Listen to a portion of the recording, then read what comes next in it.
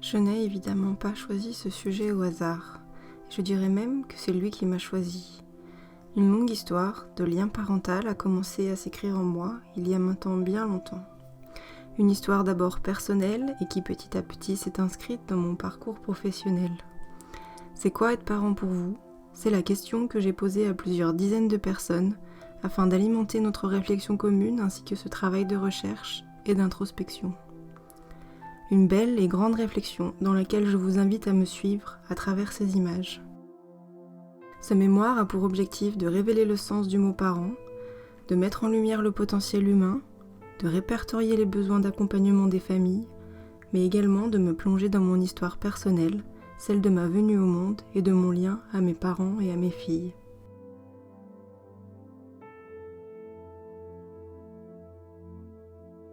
C'est d'abord dans l'histoire de l'homme, celui avec un grand H, que je vous emmène.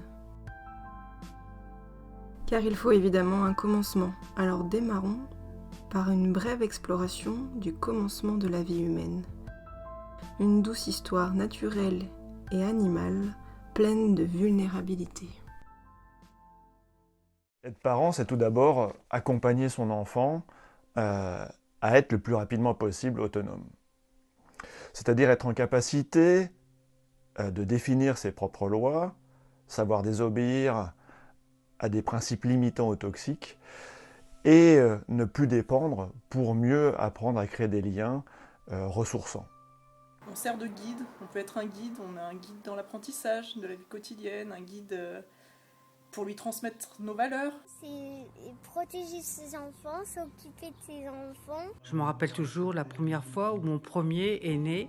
Quand il a marché, il avait à peine 9 mois en plus.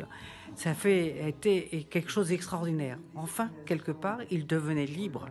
Il n'était plus complètement dépendant de nous, puisqu'il marchait, puisqu'il pouvait se déplacer d'un endroit à un autre. Pour moi, être parent, c'est avoir la responsabilité de nos enfants. Pour moi, être parent, c'est bien. Voilà, c'est s'occuper de ses enfants, les élever et les encourager et les accompagner dans tout ce qu'ils font. Même si le petit humain a souvent tendance à l'oublier, l'homme, être vivant aussi développé qu'il soit, n'en reste pas moins un animal. C'est à ce titre, et comme tous les autres êtres vivants, que l'homme est animé par des besoins primaires et fondamentaux, tels que l'alimentation, la soif, la température corporelle, la respiration, certains comportements d'agression, la fuite et la reproduction. Être parent, on voudrait les protéger de tout. On voudrait les mettre dans une coque et on voudrait les mettre dans un papier bulle. Mais en fait, en même temps, on sait que c'est pas bien. Et on sait qu'il faut justement qu'ils expérimentent ça et qu'ils se disent, non, voilà, il y a des bons, il y a du mauvais, mais ce mauvais, faut en tirer des leçons. Enfin voilà. Vraiment, pour moi, être parent, ça m'a élevé mon niveau de conscience. Être parent, c'est quoi ? Être maman, pour moi, la première chose qui me vient à l'esprit, c'est aimer. Parce que je crois que c'est cet amour naturel, presque instinctif, qui a toujours guidé tous mes choix en tant que maman et qui m'a donné toute l'énergie nécessaire pour être maman. Être maman, c'est protéger son enfant. Et c'est aussi accepter, malgré tout, de ne pas pouvoir le protéger de tout. Mais en tout cas, c'est être là pour guérir, consoler, cajoler si besoin. Khalil Gibral disait « Les enfants ne sont pas vos enfants, c'est les enfants du monde, c'est les enfants de l'avenir que je rajouterais. Ils ne sont pas là pour nous, mais déjà pour eux-mêmes et pour la vie qu'ils auront envie de construire plus tard. » La responsabilité d'un parent est vraisemblablement d'accompagner son enfant dans son acquisition de l'autonomie et de lui donner les outils nécessaires à sa construction et au développement de son estime de soi, en créant ce que l'on appelle l'environnement capacitant. Être maman, c'est accompagner vers l'autonomie. C'est aider sans jamais faire à la place d'eux. Aider aux devoirs sans jamais faire les devoirs à sa place. Aider, accompagner dans l'apprentissage, dans tout un tas de choses.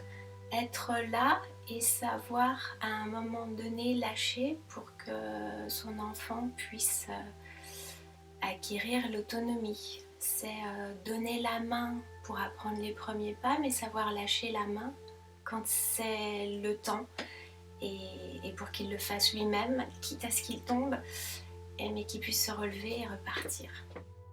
Être parent, c'est sûrement le plus grand challenge de toute une vie. C'est donner, transmettre une part de nous. Transmettre des choses à mes enfants pour qu'ils deviennent les adultes de demain.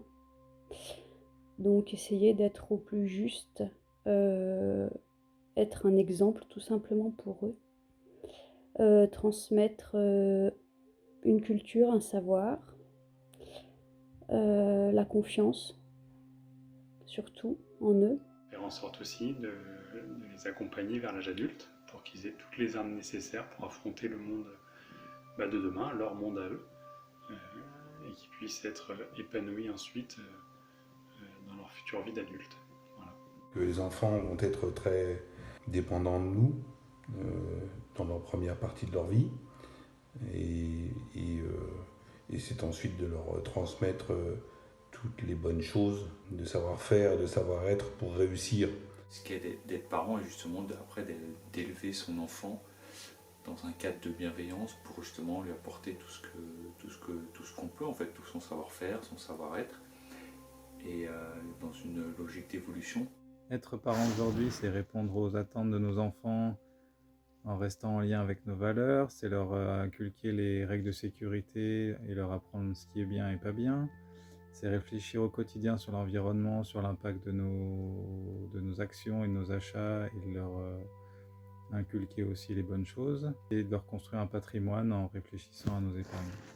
En étant là, tout simplement, en tant que parent, pour l'aider à s'accomplir et à devenir autonome en toute sérénité. Décider de l'élever d'une autre façon, plus en tout cas en phase avec ce que nous demande aujourd'hui le monde, en lui disant oui, j'ai confiance en toi, oui, tu peux le faire, oui, tu peux avancer, puis en même temps, comme je disais tout à l'heure, lui donner cette confiance et avoir peur en disant mon Dieu.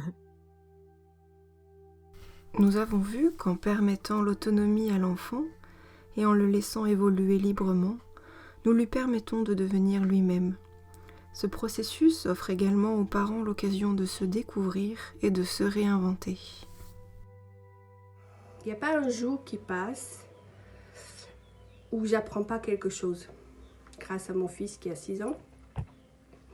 Alors, c'est des choses qui sont parfois rigolotes, légères, mais à la fin, si on sait écouter, si on écoute surtout avec le cœur, on apprend sur soi, on s'améliore, enfin j'espère que je suis une meilleure personne que j'ai pu l'être il y a 6 ans avant sa naissance. Éduquer, instruire ne peut se faire sans transmettre quelque chose de soi, c'est-à-dire quelque chose du parent. L'opportunité de se découvrir ou se redécouvrir, ça donne clairement un sens à la vie. Alors après, faut pas se dire que notre vie se résume à ça, c'est pas ce que je dis. C'est que être parent, c'est une casquette, voilà, une casquette de plus, une casquette à vie, et l'occasion de faire quelque chose de vraiment très très positif et fort en émotion. Une occasion à travers nos enfants de venir justement rencontrer notre enfant intérieur et pouvoir se donner l'occasion de faire des ponts, des passerelles, des guérisons sur peut-être des traumas qu'on aurait vécu dans l'enfance, et que du coup nos enfants vont nous renvoyer en feedback et vont nous faire, ce qu'ils le veuillent ou non, travailler sur ces problématiques-là. Être parent, c'est accepter que des petits morceaux de son cœur marchent à côté de soi. Je dirais que pour moi, être mère est une chance inouïe qui me permet de chaque jour grandir avec mes filles et me rapprocher toujours un peu plus de la meilleure version de moi-même. Céline Alvarez disait dans son livre « Les lois naturelles de l'enfant » que notre responsabilité est donc immense. Un beau matin, nous rions de voir nos enfants faire comme nous, parler comme nous, bouger et réagir comme nous. C'est souvent un moment particulièrement drôle, surprenant voire difficile, car l'enfant nous renvoie en miroir les gestes ou les attitudes que nous lui avons enseignées sans le savoir, simplement en vivant à ses côtés. Nous pensons qu'il nous imite, mais il serait plus exact de dire qu'il manifeste à l'extérieur ce qui s'est encodé à l'intérieur. Il faut donc l'entendre, qu'on le veuille ou non. Ce sont toutes ces petites choses auxquelles nous ne faisons pas attention qui structurent directement et sans aucun filtre les capacités et les comportements de nos enfants. Nos attitudes préparent les leurs, cela doit être dit, redit et entendu. Il nous faut maintenant agir en conséquence, aussi bien à la maison qu'à l'école. C'est ainsi que je ferai le lien avec le fait qu'être parent, ce n'est pas seulement donner la vie, mais c'est être, et qu'on peut être et devenir parent d'enfants des autres. Par notre posture, nous montrons l'exemple. Être parent, c'est donc toute une histoire. Ouvrir le chemin de l'autonomie, passer le relais, survivre aux nuits mouvementées, anticiper les imprévus, accueillir, protéger, aimer, rire, prendre soin, donner l'exemple, oser demander de l'aide, grandir, pleurer, encourager, se dépasser, poser des limites et les tenir. Être là, s'engager, être gardien du temps, donner sans attendre en retour. Être parent, ça doit pas être facile tout le temps, ça doit être fatigant, il faut savoir être patient, apprendre à connaître l'enfant, ce qui peut être long, mais ça doit aussi être une belle expérience dont on doit en tirer beaucoup de leçons. Être parent est un mélange de plusieurs postures, plusieurs casquettes, une expérience de vie et un positionnement qui offre un accès à des ressentis, des émotions et des sentiments d'une profondeur abyssale. Être parent, c'est l'ambivalence du bonheur et de la souffrance. C'est la navigation d'entre deux mondes, celui de l'amour inconditionnel et celui des êtres meurtris par un lien parfois défaillant, voire destructeur. Mais pour conclure, je dirais aujourd'hui qu'être parent, c'est avant tout faire de son mieux. Alors aujourd'hui, en tant que fille, je m'apaise avec cette notion que mes parents ont fait de leur mieux et que même si j'ai pu en souffrir parfois, je peux aujourd'hui les remercier d'avoir fait de leur mieux et d'avoir contribué à faire de moi la femme et la mère épanouie que je suis. En tant que mère, je m'accroche à cette idée comme un mantra pour encore et toujours faire de mon mieux. Car faire de son mieux est un objectif mobile qui évolue avec le temps et n'engage aucune pression extérieure. C'est un engagement entre soi et soi. Donc seul moi connais mes capacités et mes limites. Je suis donc à même de m'engager dans ce contrat avec mes filles pour le restant de mes jours. En tant que professionnelle, j'ai opté pour ce positionnement depuis maintenant bien longtemps. J'accompagne les personnes à se reconnecter à eux et à s'engager dans un contrat entre eux et eux, afin de faire de leur mieux, libérer leur potentiel, illuminer leur visage et vivre comme ils en ont besoin. Pour moi, qu'est-ce que c'est être parent ? Déjà, pour moi, c'est le but d'une vie, parce que j'ai toujours rêvé d'être parent, parce que pour moi, c'est merveilleux, c'est des personnes qui viennent de toi, que tu aimeras plus que tout. Selon moi, l'accompagnement parental est un puissant vecteur de réinvention du monde de demain, car je pense que c'est d'abord en passant par les parents que nous permettons aux générations futures de déployer leurs ailes vers un monde meilleur et aligné. Accompagner les parents pour qu'à leur tour ils accompagnent leurs enfants, c'est aussi contribuer au processus d'autonomisation. Lao Tzu disait « Si tu donnes un poisson à un homme, il mangera un jour. Si tu lui apprends à pêcher, il mangera toujours. » C'est donc à travers ces lignes et cette pensée de Lao Tzu que j'assois ma posture de coach, de mère et de fille. Je crois également qu'accompagner les parents à être authentiques, à bien vivre leur parentalité et à transmettre à leurs enfants que c'est aussi préparer les futurs parents de demain à endosser leurs responsabilités en conscience et à se lancer dans l'aventure de la parentalité en ayant les outils pour faire face. Car où avant chaque famille élargie vivait ensemble et où les enfants étaient élevés par toutes les femmes du village et tous les hommes, et où un oncle avait la même importance qu'un papa, maintenant se trouvent des familles qui vivent de manière autonome dans le foyer qu'elles se sont créées et parfois à distance de leur entourage familial.